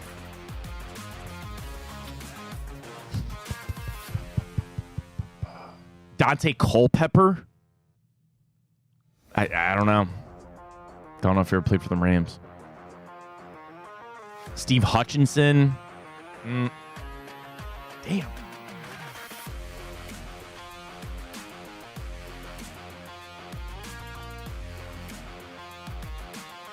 What about former Browns players that went through both those spots? Can't think any? Bro, what are we doing?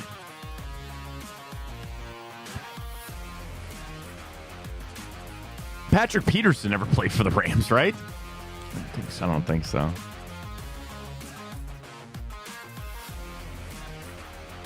Obviously, Bobby Wagner didn't go to Minnesota. Why do I keep feeling like there is like a defensive play? Like Jared Allen, no. Purple People Eaters before my time. Danielle Hunter? He's still there. No, he's on the Texans. Or yeah, sorry, you're right. He left there, but I don't think he ever played for the Rams.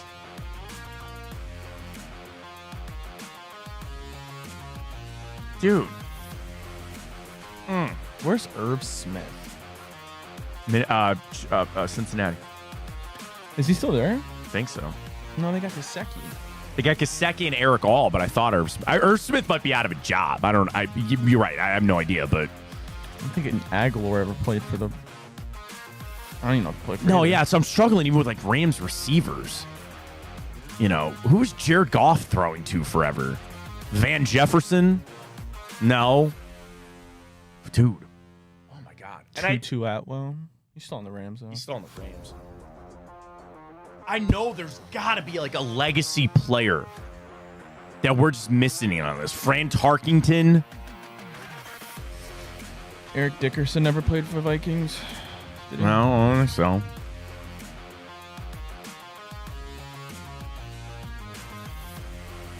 All right, Bro. what are we gonna rip? We got time. We got other things we got to do, but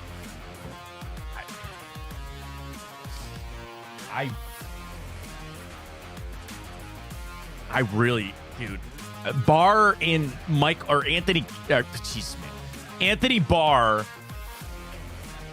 and Eric Kendricks.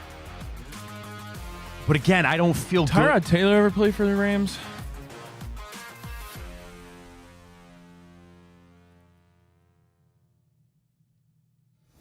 Are you sure he played in Minnesota? No, but I like him on the Rams. I do. What about John Johnson? He never played for the Rams. I don't know. Did Tyrod play for the Vikings? No, I think we're forcing that one. And Teddy Bridgewater never played for the Rams, right?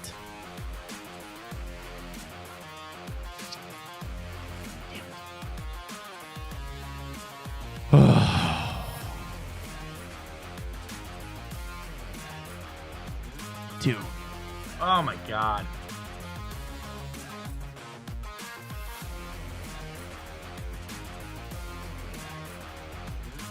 I don't know. We might have to do the Hail Mary of Josh. Like, how do we get through all those other ones so fast, and this is the one that screws us up? How? How? You know, that offensive line, like that Rob Havenstein, I don't think so. Austin Corbett left there, but I don't think he ever went to Minnesota. You know,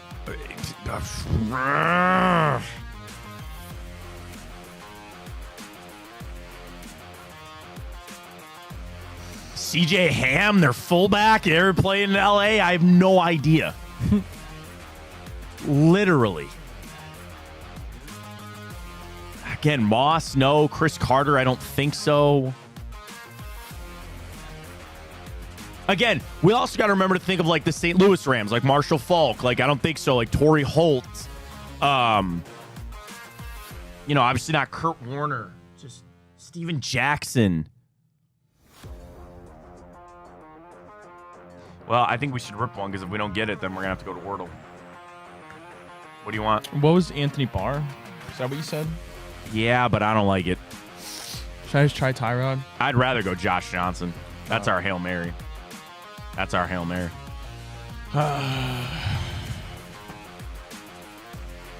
We just talked about this. Oh, my God. We just talked about this. Cam Akers. Scroll down and see the rest of the list. You got to be kidding me. We just talked about this. I know.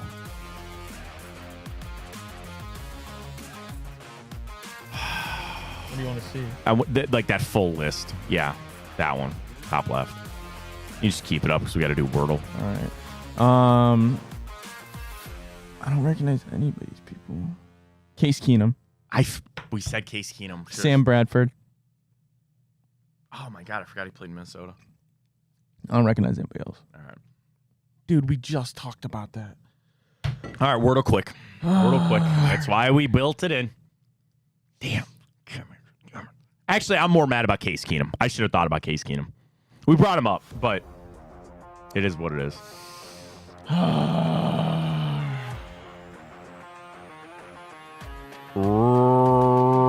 Rusty Shackelford. Get it? Yeah.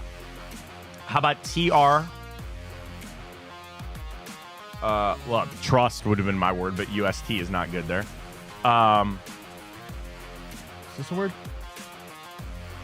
No, you could go T, though, and just go treat. See if there's two T's in it. Okay.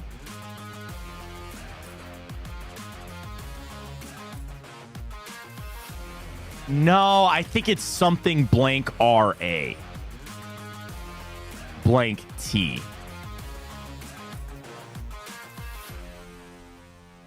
Craft? No, I got one. What about this?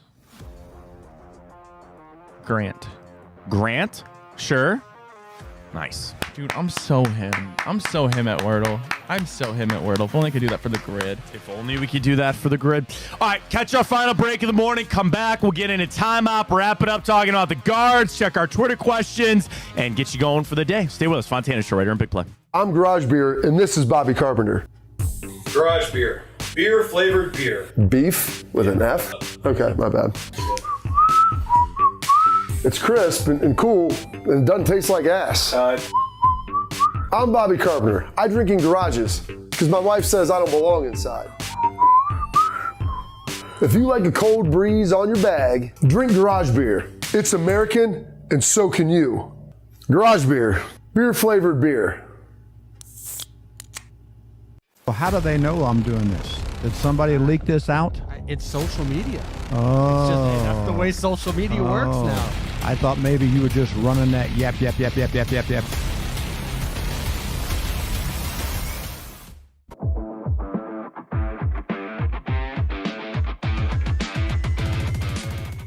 Even though our strength of schedule was number 1 in the NFL, I think we have the dogs up front. We have the dogs in the back as it relates to our defense. Our defense alone keeps us in these games. Not even talking about offense. Let's just say Deshaun Watson isn't there. We got dogs on the defensive side that's mirroring the potential of the Ravens from 2001 or 2000 Ravens with Jamal Lewis and the boys and Ray Lewis and those guys. Right. They won, again, no disrespect to Trent Dilfer, but they won without a high-powered offense.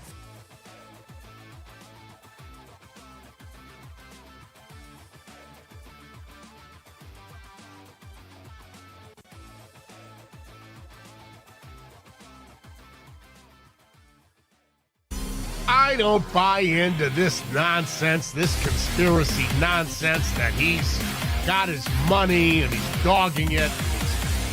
That's ridiculous.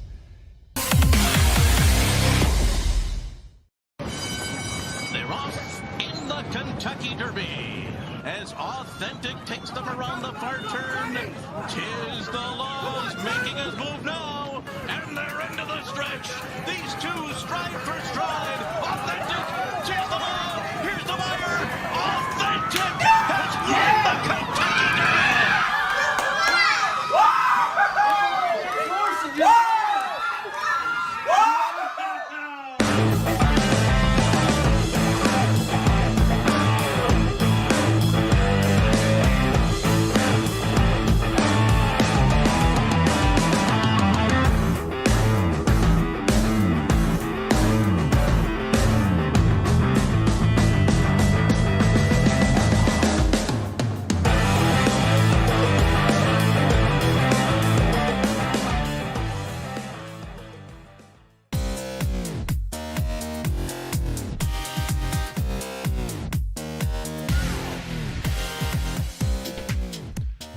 All right, welcome back. Let's run through a little bit of time. I've got a few other football things I want to dive into, and of course, nothing tonight for the Guardians.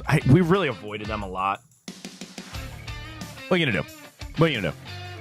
It's There's like not much to say. They couldn't hit when they needed to. No, that's 100% it. That is 100% it. When you make errors against a team like the Yankees, they're going to beat you the way that they did. And actually, I liked our approach against Garrett Cole. I saw guys that were locked in. They were fouling off good pitches, but the Rocchio air did not help. Bybee is not an ace, and you lost. I mean, you get your 2 games. I hope we win 1. Try to get all 3 here at home. You never know what can happen, but that's it. It's pretty much where we're at. All right, we continue, though, with Time Hop. I remember watching this game, Ryan, because 2 years ago today, the Browns fought the Patriots 38-15. They let Bailey Zappi throw for 300 yards and 2 touchdowns. So add that to the list of guys that has had a 300-yard game more recently than Deshaun Watson. Jameis Winston is one, and Bailey Zappi is another.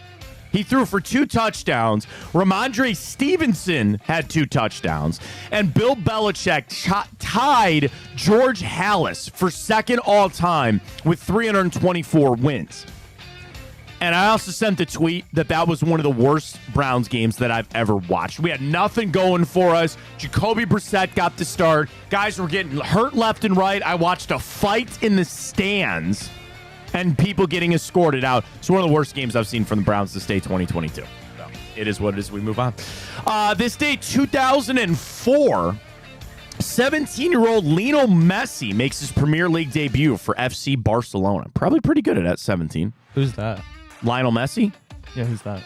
The soccer guy. What do you mean? Never heard of him. You're trolling. Lionel what? Lionel Messi. Lionel Richie? No. You're Lionel trolling. from Charlie Brown? Come on. I mean, Linus? Oh, that's Linus. Are you giving me crap because his name's actually Lionel and that's what everybody calls him? I'm just busting your sack. Okay. I'm not trying to take a shot at you, Ryan. I don't know. I don't know. Maybe you weren't a big soccer guy. But Lionel Messi makes his debut. Who? Yeah, Ronaldo who? Do you know Denny Green? Remember Denny Green, the football coach? Do you remember his famous rant? Okay, see, that's one guy I actually don't know. Okay, that's fine. He had the rant. We thought who they are. We thought they were. We let him off the hook. You ever hear that one? No. You've never heard that one? No. Can you pull it up? What is it called? Just search Dennis Green. Denny Green. Just search Dennis Green. Denny or Dennis? Either one. It'll probably pull up. He unfortunately is no longer with us. But if you go to videos, it's probably just... That's it. After the Bears, that's it. Probably the first one. Pull it up. Let me watch their ad for Arizona. Yeah. Oh, my gosh. Sorry. Why isn't the ad even playing? Maybe I got... Oh, there we go. 72sold.com. The Bears are what we thought they were. This. They're what we thought they were. We played them in preseason. Who the hell takes a third game in a preseason like it's bull? We played them in the third game. Everybody played 3 quarters. The Bears are who we thought they were. We let them off the hook. That's why we took the damn field. Now, if you want to crown them, then crown their ass. But they are who we thought they were. And we let them off the hook. Thanks, Coach. Thanks, Coach. We are who they thought they were. You want to crown their ass and crown them. That was Denny Green this day, 2004. An epic coach blow up right there. This day, 1964, the Indians Board of Directors voted to keep the franchise in Cleveland after they had offers from Seattle, Oakland, and Dallas to move the team. I didn't know that. I mean, it's way before our time, but still, I didn't know that. Here we are in the ALCS. How about that? You know about the Cuban Missile Crisis? For sure. It happened this day. Well, it started this day, 1962. Photos were given to JFK of Soviet missiles in Cuba, beginning the Cuban Missile Crisis. This day, 1923, the Disney Brothers Cartoon Studio was founded. That's a great question. Who do you think, you cannot say the United States government, is the most powerful business in the world? Is it Amazon? Is it Disney? I thought about it. I think Disney. They own okay. I'm just gonna Google this. Who is the most powerful business? Or what? I'm not sorry. Who? Microsoft. What is the most powerful business in the world? Lefty's cheesesteaks. Now you're just taking shots. Do you trust Investopedia or Forbes? Probably Forbes, right? Yes. So this was from this past September. This is just the top 10 biggest companies in the world by market cap. Number 1, worth $3.4 trillion, is Apple. That's what I just said. Yeah. Then Microsoft is second. NVIDIA, who makes semiconductors, is worth $3 trillion. Then Amazon, then Google, then Saudi Aramco is an oil and gas company. Then Meta, then Berkshire Hathaway, TSMC, who also makes semiconductors, which I have no idea, and then Eli Lilly is worth $832 billion. They're in pharmaceuticals. So yeah, I mean, Apple's probably, yeah, you're like you said, Apple's it. I feel like Amazon's on their way, but they're also getting ripped off. You know, by like, I'm not saying I shop on Temu or anything like that, but like eventually I would think Amazon would fall. I don't know. Like once you get the brand awareness, once you get that powerful thing, like you're there. Now, hang on, let me do this. Well, because what would you call Disney? Their content, like what's the word I'm looking for? Media? I guess basically like what like entertainment company? I guess, yeah. Biggest entertainment companies. All right, this is company's market cap. Okay, so this is what I was looking for. The largest entertainment companies by market cap in the world. Do you want to guess? This one has a giant gap. They're worth $300 billion. They are trading this morning at $700 a share price. The second is sharing at $95 a share. Jesus. So this one is massively... The entertainment company? Yeah. They're worth $300 billion. The second place company is worth $172 billion. A giant gap for this. I don't know if I would have gotten this. NBC? No. They are third. They are worth $164 billion. They're trading at $42 a share this morning. This is either a really dumb guess or it makes sense because it's not really American. BBC? No. Good guess, but no. It's not Fox. No. It's not ABC. See, but I guess Fox isn't... I don't know why I don't see Fox on here. So maybe this is a wrong list. All right, let me do this. Disney is second. They have Walt Disney here second at $172 billion, trading at $95 a share. Then they have Comcast, which I guess isn't NBC. Then Sony, then Spotify, then Nintendo. So I guess it doesn't count like NBC, ABC, stuff like that, but Walt Disney is in here. But they don't compare to number one. Might be on the tip of your tongue, it might not be. I mean, does Netflix count? Netflix. Yeah, okay. Netflix. $300 billion. I mean, that makes sense. They're down 0.6% today. Buy. Sell. I find that so interesting, about day trading and stuff like that. I've never been able to get into that world. I don't think I have the time nor the attention span for it. But Netflix. So in that. So let's say they're down 0.6%. So if you bought a bunch of shares at $700 to turn what? $100 profit? Once it goes back, you assume it goes back up?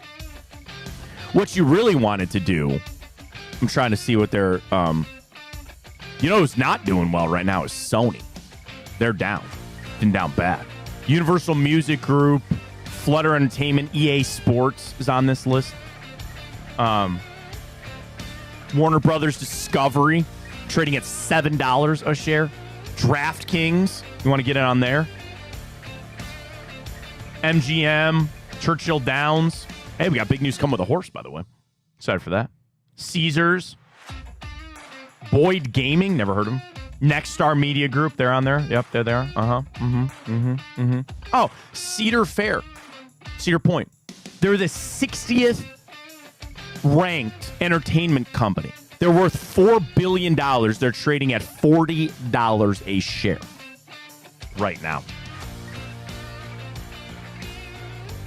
All right. There you go. Don't know how we start. Oh, no. We started talking about Disney. That's what it is.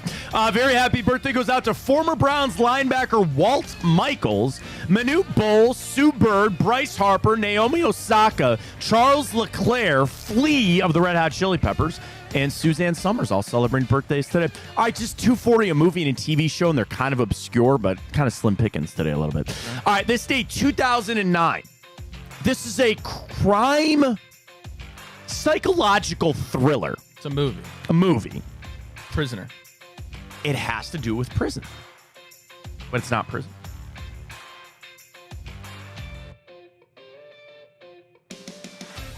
It surrounds a falsely accused father out for revenge.